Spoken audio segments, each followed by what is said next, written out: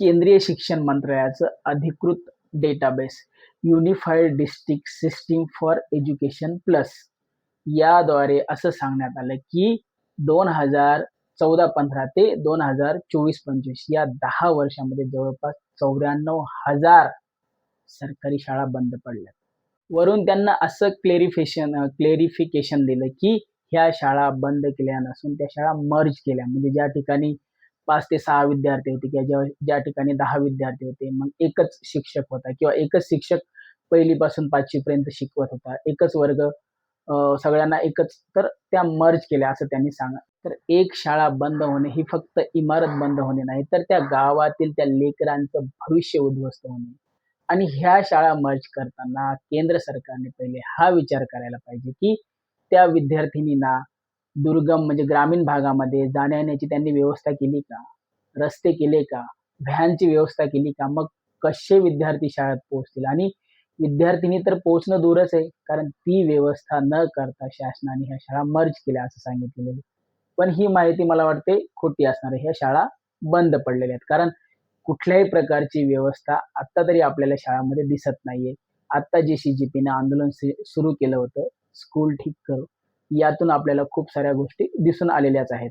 जन अल्फा रस्त्यावर उतरलेला आहे. कशासाठी? आम्हाला बेसिक सुविधा द्या. शिक्षण नाही मागत आहे ते, बेसिक सुविधा. बेसिक काय?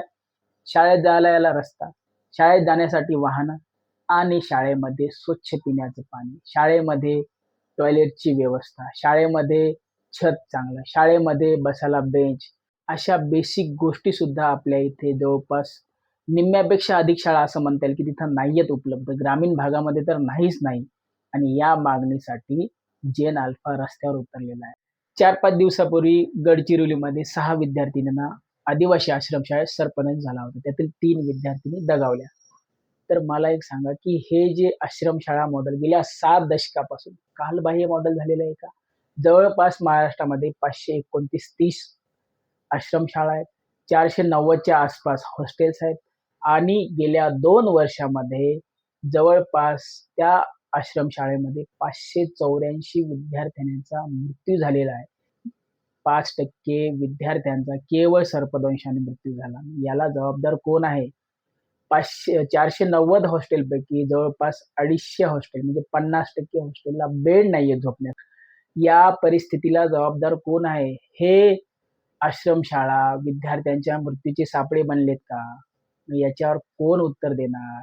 दरवर्षी जवळपास आदिवासी आश्रमशाळेसाठी 5,000-5,500 कोटी रुपयाचं बजेट महाराष्ट्र शासन खर्च करतं. मग ते बजेट जातं कुठं?